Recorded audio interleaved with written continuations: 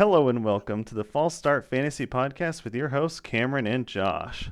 Today we have a super special guest, Ed Sheeran's toothpick himself. How are you doing, Jaden?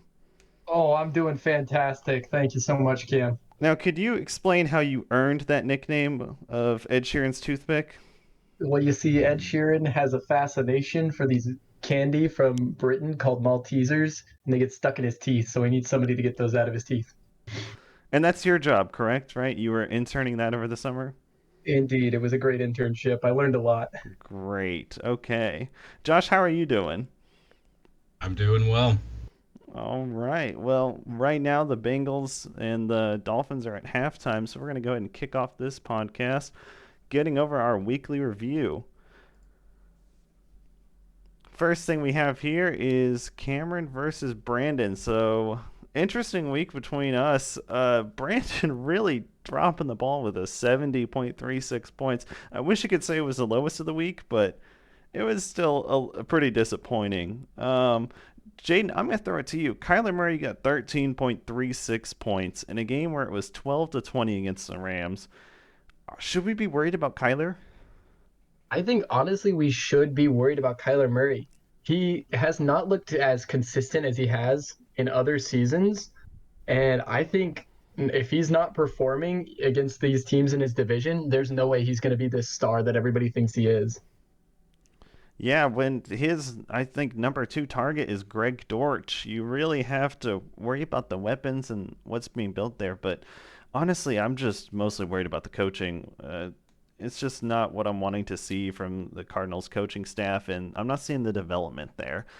Obviously, super gifted on the ground, passing is doing well, but it's what is the scheme we're seeing here? Josh, tell me, how do the Cardinals win a game?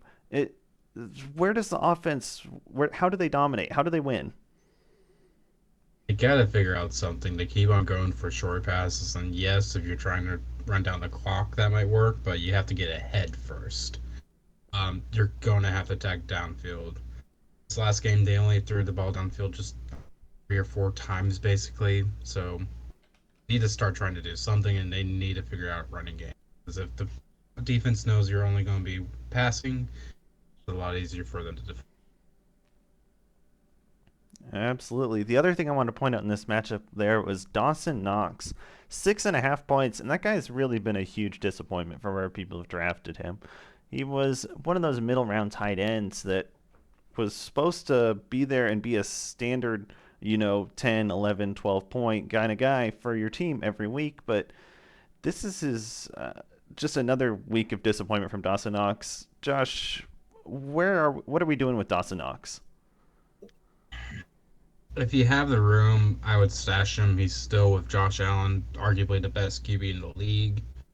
So eventually he's going to get some touchdowns as long as the Bills keep moving the ball and don't score 40-yard touchdowns every single drive. But otherwise, if you really only have room for one tight end, if there's a better option, it might be time to cut him. Yeah, I know Jade and I have some waiver weapons to talk about later where we might be bringing up some other options for him.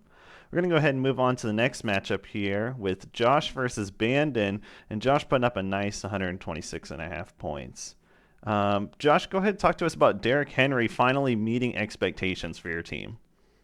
The king is back, baby. It took forever for him to come back. But I know Derrick Henry had a hell of a game. For once, he actually caught some passes. It was 5 for 58 or something like that he had in the passing game. So turns out the king can actually catch. So moving forward, this should be something to keep an eye on because in the past, people have always said he's just a runner. But if he performs like this again, maybe he reaches even higher upside than he already has. Yeah, he looked good too. It wasn't just a good situation. Jaden, another guy who looked good this week, DK Metcalf put up 17.4 points in their in their loss, sorry, versus Atlanta. I know he's been a panic sell for a lot of DK Metcalf owners. What are you doing with him now? I think you keep him in the same spot you've been in. I think DK is just going to continue to get more and more consistent. We've seen good things out of Geno Smith so far, which feels weird to say considering Geno Smith's past in the NFL. Absolutely. But I think DK will be just a solid target for him. And the more and more comfortable that connection gets, I think the more star studded DK is going to look. I mean, he's arguably one of the most athletic and biggest wide receivers in the league. How could you not want a target like that on your team? All right, well, then moving on to our next matchup, we have Billy versus Preston. Preston with a very close win, getting his first of the season, I think. 4 points right over Billy. Looking at this matchup, there's a few things that stand out, but the first one, and this is a guy that I just traded for, is Joe Mixon there, 6.8 points. 3 weeks in a row of just disappointment from this guy who was a first round pick. I've said quite a lot about Joe Mixon. I want to hear what you guys have to say. Josh, I'll throw to you first. Just one of those weeks where he has a bad week. Joe Mixon's still a damn good player. Sometimes you just simply have a bad week. I know right now he's doing pretty well against the Dolphins, so I think it's just one of those unfortunate weeks to play Joe Mixon. Yeah, and to add on to that, I mean, it's also the team's got to get you the ball. I mean, in the first two games, he had at least 19 attempts, but in this past game against the Jets, he only had 12 attempts rushing. Yeah, in a game where you're up 27-12 and you're just looking to grind out the clock and slow it down, you would think dump off passes to the running back, running the ball straight down their throat, and just getting enough points on the ground. But I gotta say, I'm not a big fan of, once again, the coaching staff around this team. And Zach Taylor, he's making some questionable decisions already tonight. We saw a 4th and 1 toss. It would have been a great spot to just go for a field goal. You know me, I'm a big analytics guy, so going for it on 4th and 1, I'm totally happy with. But I don't see the point in tossing out to the side when you just need to get a yard. Not what I'm looking for there. Other thing I wanted to highlight, and Jaden, perhaps you can talk about this. Matthew Stafford, 10.16 points. I want to say he's the QB 24. What are you doing with Matthew Stafford? He's clearly disappointing. He has been disappointing so far. I mean, he had a decent week last week, but he's definitely not been the star that we're used to seeing Matthew Stafford last season with the Rams. I think he's just off to a slow start. Honestly, I think Matthew Stafford is going to, in the next couple of weeks, figure out who he is as a quarterback and remember that, he's allowed to complete passes and, make smart decisions. And he'll be good from there. Honestly, I think the first week just kind of shook him up, throwing 3 interceptions, 7 sacks after winning the Super Bowl. I mean, that would shake me up too. But it's Matthew Stafford. He's been one of the most consistent quarterbacks throughout the league, and he knows what it's like to get pushed down. I mean, he was in Detroit for how many years? So he'll get back up. Josh, any other comments about Matthew Stafford or Joe Mixon? A Super Bowl hangover, perhaps, for those two? Maybe a little bit. Pretty much the only other thing I would add with Stafford is he did have problems with his elbows during the offseason, so maybe that's playing a part of it. As the Allen Robinson owner, it's very disappointing right now, but definitely keep an eye on it moving forward because it could be the elbow. Yeah, high scoring game between these two. Moving on to our next matchup here, we have Malachi versus Sam. Sam taking first place behind Josh Allen, 26.7 points. Very interesting match between these two of two high-powered quarterbacks and some great receivers and a Christian McCaffrey who's put up 13.5 points. But the guy I want to look at here, specifically on Malachi's team there, 23.1 points. Amari Cooper. Jaden, tell me how much the Cowboys are missing this guy right now. Honestly, I miss him a lot. But the funniest part is after talking with Malachi after week one, Amari Cooper put up 4 points in week one. Malachi was ready to drop him.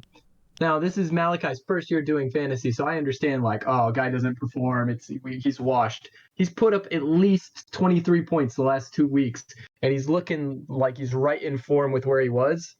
I think the Browns are a great fit for him, and he's able to really, really compete there. And I'm just happy that he's found a place for him.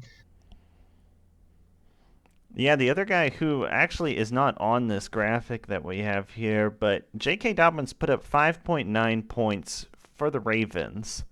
What are we doing with him in the future? Is now that he's playing and now that he's getting some reps with the first team and actually going out there and doing stuff, Josh, what are we doing with J.K. Dobbins? Is he someone you could start? I'd still probably wait one more week. I believe that they're up against the Bills next. Is that correct? Ravens Bills sounds correct to me, yes.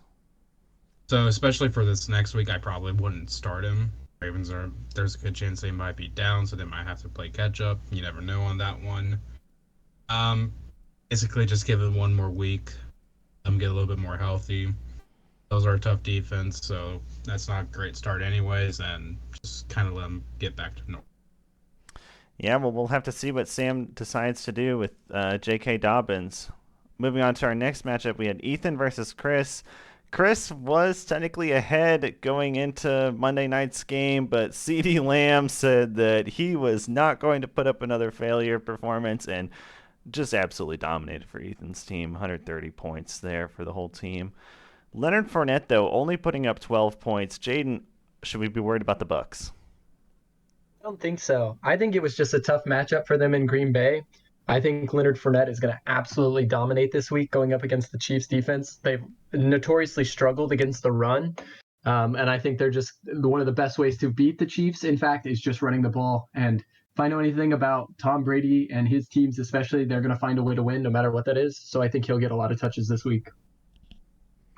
Yeah, and hallelujah, Kyle Pitts is here. 13.7 points isn't, I guess, exactly what we're looking for, but Josh, would you be happy seeing that amount of points from Kyle Pitts?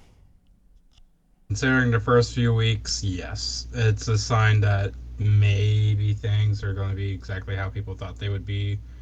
Um, Seahawks, they're not the worst defense, so that being that low can make sense, but at least a promising sign for what could happen. But for all we know, it could go back to how it was in the next few.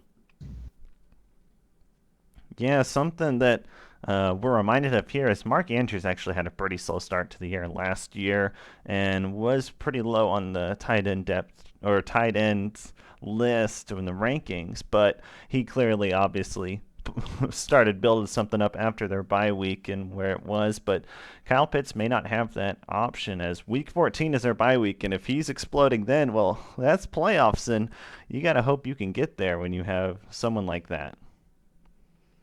All right, in the last matchup, we got to give a round of applause to Jaden getting his first win and not being in last place. Congrats to Jaden getting 94 points in this win.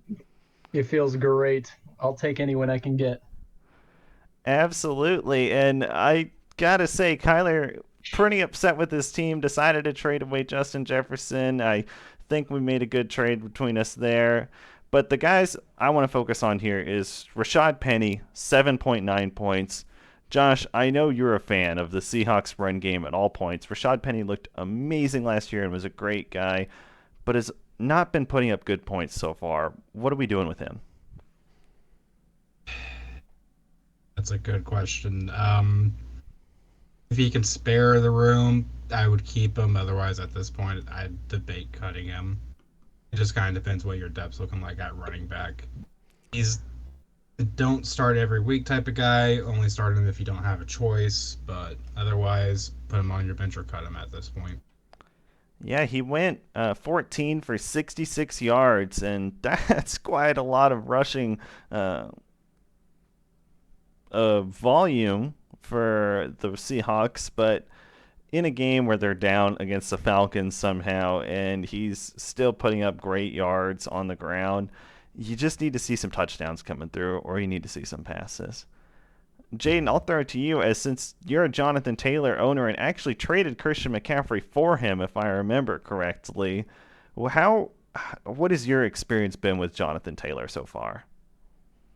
I think he's just kind of got some growing pains with Matt Ryan and just figuring out the way that that offense is going to run with a new quarterback. I mean, he has had three new quarterbacks in 3 years. So it makes a difference when, everything is changing before the snap. I think he'll get back into his ways. He's just got to find a way out of this slump. he's still putting up decent numbers. I mean, 12 points this week. In his first week, he put up 27. Sadly, the Colts decided to play awful in the second week, so they were playing from behind most of that game, had to throw. But I foresee him having a good week against Tennessee this week, getting a lot of carries and getting a lot of yards. Yeah, all right then. I just had to add with Jonathan Taylor. Josh, Cordell Patterson was so great from the running back role. Shouldn't Jonathan Taylor be the one catching passes and doing stuff for that You team? would think. I know Naeem Himes is a player that the Colts have. I don't know how he did. Um, it's a little concerning because if I remember correctly, Colts were playing behind for most of the game. But it's a little concerning for now. But who knows? Like Jaden said, Matt Ryan might just kind of turn back into his old self, and Jonathan Taylor will get used to Matt Ryan. So maybe they'll start building some more trust between each other. That will take us to the next segment, the bums of the week. Yeah, some pretty big bums of the week here. Tyreek Spill up there on the top with only 5.3 points. Justin Jefferson, 4.4 points. And Alvin Kamara definitely stinking it up with 7.3. I'll throw any of these to you guys. Are you worried about those receivers at the top? No. Receiver is the most volatile, so you're going to have your weeks. Some weeks you might have a complete dud. Next week they might go 50 points. Last year I had Tyreek Hill. There's weeks where he got me 40 plus, and I easily won the week. And I think there was a few weeks where he didn't even score 10 points. So it's just a downside of having a good receiver. A lot of times they're going to get a lot of focus, so sometimes they just don't do as well. Yeah, 100%. To add on to that, I mean, you got to get targets too. I know Tyreek Hill got at least 12 targets in the first two games and then only got 4 targets in this past game. I mean, you got to get open or you got to find ways for anybody to get you the ball, basically. And with Tua being out now, who knows? I mean, maybe Teddy Two Gloves can get him the ball a little bit more. I guess we'll see. And before I ask you how you're feeling about Alvin Kamara, I have a game for you guys, and I want to see how you guys do. Alvin Kamara or Melvin Gordon. And I can't think of two more different situations here. Alvin Kamara is supposed to be the workhorse back. It's the only guy on the team. And then we have Melvin Gordon, who's splitting with a much better, much younger running back ahead of him. But you guys are going to be surprised when I tell you about these guys' fantasy stats. So I'm going to go ahead and throw it to you both. Alvin Kamara or Melvin Gordon, who is averaging more fantasy points right now? Alvin Kamara did miss week 2, but he still has 2 games. Melvin Gordon has all 3. Ooh, I'm gonna go with Melvin Gordon. I mean, I speaking will from personal experience, like having Alvin Kamara on my team has not been impressive even the first couple games. So I'm gonna go with Melvin Gordon. also go Gordon on this one. Well, then you would both be correct. Melvin Gordon averaging 10 points a game right now, and Alvin Kamara is averaging 7.45. I'll ask you the next one then. Average rushing yards. Who is getting more done on the ground per game? Josh, go for it. Kamara? My guess would still be Gordon. Like I'm not impressed with Alvin Kamara at all. Oh, well, surprise here. Alvin Kamara does take the dub on that one. He is averaging 50 rushing yards per game now as he has 100 between his 2 games, whereas Melvin Gordon has 131 between his 3, so is only averaging 44 yards per game. Not great numbers for either player, but Alvin Kamara has the edge there. I'll go to the next one. Average receptions. Both these guys have been receiving backs. Who's getting more catches per game? Oh, Oh Gordon well, on. yeah, I'm also gonna go with Gordon. Josh, was that a Gordon from you too? It's Gordon for me. Yeah, shockingly, Melvin Gordon is getting just a few more receptions per game. He's averaging 2.7, whereas Alvin Kamara is averaging 2.5.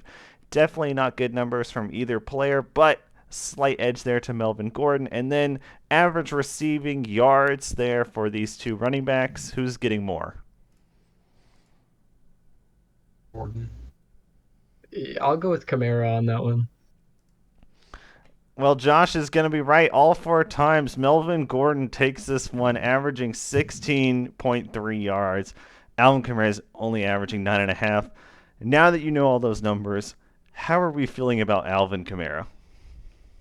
I think Alvin Kamara's like battling some injury. Um, I think honestly he just needs time to rest. I don't know if they're bringing him back too quickly, but he just does not look like himself.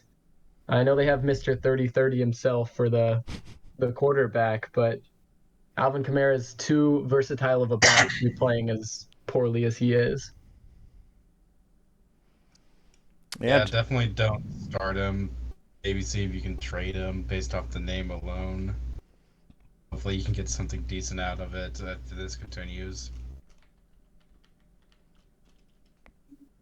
yeah, absolutely. Kamara is a guy that definitely worried about. Not sure what you're going to be able to trade him for because I don't know if I'm going to be willing to give a lot for that guy, but maybe you bet on the talent. Maybe you bet on him bouncing back. All right, well, that'll bring us into our next segment here, the waiver weapons. We're going to go ahead and start off here with Josh's waiver weapon of the week. Yes, so my waiver is Geno the Venom Smith. Basically, Geno Smith this week. Waivers are looking kind of limited in our league, but I think he's actually going to be a very good one. So here's the thing. Lions have scored a lot of points so far, even against the Eagles. They have scored a lot of points. The Hawks defense isn't the best, so that means they're going to probably have to play catch up at one point or another in this game. It means you're going to have to throw the football. We've already gone over how bad Rashad Penny's been. So, combine all those factors, I think Geno Smith might have himself a pretty damn good game. Yeah, if you're hurting for a quarterback, he's looking like a good option. Jaden, I'll go to your waiver weapon there next. All right, we got Daniel Bellinger. If you don't know who that is, because I had no clue until I watched the Cowboys Giants game on Monday night, he is the rookie tight end for the Giants, and with Sterling Shepard going down with a season-ending injury, and Daniel Bellinger getting the most receptions he's had since he started his rookie season. He had a big 20-yard play. He looks like a solid versatile tight end who's not only going to be able to block like he should be able to, but also catch a ton of passes. And he's got a lot of potential to get yards after catch as well. So I'm very impressed with what I saw. And I think going forward, he will be a very big weapon for Daniel Jones. Yeah, the Giants are playing the Bears, and they're probably going to be wanting to throw a bit and force Justin Fields to throw with the Bears, too. So definitely going to need that safety valve there. And I'm going to go to another safety valve here, Robert Tunyon. Robert Love him, as I'm going to call him, because this guy's finally back. He's finally healthy, and the Packers need him. They really do. What they're seeing there from that team on the receiving end is just not very good. AJ Dillon and Aaron Jones are trying to do all they can, but someone has to step up and get the ball. And yes, Romeo Doubs did have a good week, and he had a good week 3, but this was still a very late round draft pick guy that you're not trying to depend on. It is so rare for these late round guys to actually come out and be a consistently good target for a team.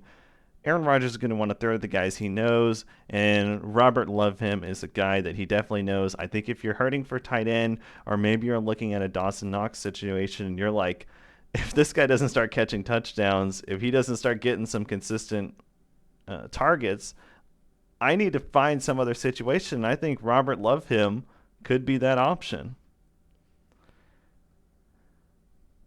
Well, then that about does it for the waiver weapons. We're going to move on to our final segment here, the mailbag question. I'll throw this one first to you, Josh.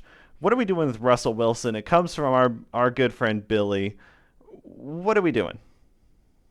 It's a great question for the guy who currently owns Russell Wilson. I'm still holding him. I have, like, for me, I have Kirk Cousins, so I just kind of go based off the matchup for whether or not I play them, but I definitely worry if you have them. The offense has looked awful, to put it lightly. It seems like they can't even be on the same wavelength at all. Coach, he doesn't help the situation as well. Coaching's just been bad. Russell Wilson has looked bad. For a little bit in the last game, we got to see some vintage Russell Wilson just escaping outside the pocket, making a good pass. So maybe there's a little bit of hope, but if you have the roster space for it, I would just stash him for now. Just hope that Russell Wilson continues to do Russell Wilson things eventually. Otherwise, I would cut him if you don't have the roster space. Yeah, Yeah, to kind of add on to that, yeah, he's got to find a way to get the ball in the end zone. I mean, the first two games with Denver's defense, they struggled to find the end zone. Didn't matter how close they got, they just could not get it inside the end zone. yeah, Touchdowns and 3 games.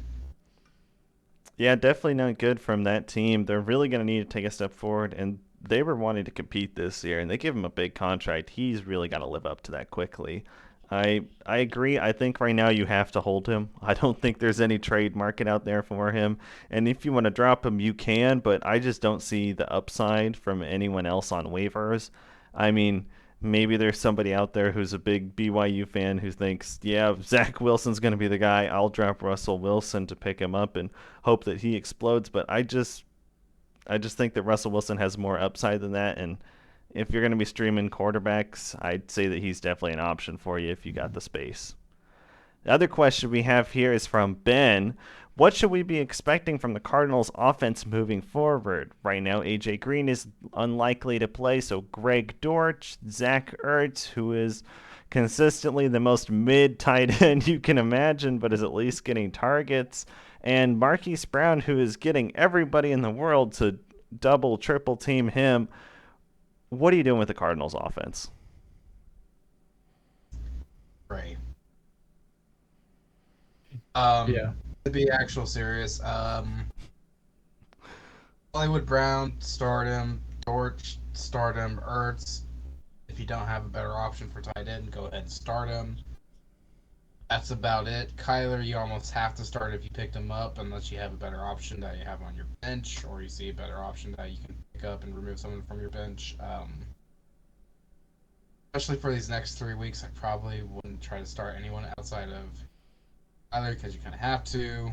Dortch or Hollywood. Ertz is a maybe for me. However, D-Hop should come back. He comes back probably one of the worst times, though, being against the Saints. Saints have a good defense, but after that, it should be hopefully fine for the Cardinals offense. Obviously, Hollywood's targets would go down, Dortch's targets would go down, Ertz's targets would go down, but passing game should get a little bit more effective as soon as he gets back. Yeah, Jade, would you start DeAndre Hopkins against the Saints that first week that he'd be back? I think I would. Even I think you have to, based on talent alone. I think it's not only going to open up their passing game for all of those involved, but D Hop is just one of those like once in a lifetime type of talents that he can go off for any type of point, any amount of points that you could think of in one game. You just never know what to expect from him. Yeah, I think the fact that his suspension is from PEDs, where you are a little worried about, well, how much of his performance last year was because of those, and is he really still up to the task without those? You have a few questions there, but I agree. I just don't think you're going to see any kind of consistent option from the Cardinals until he's back.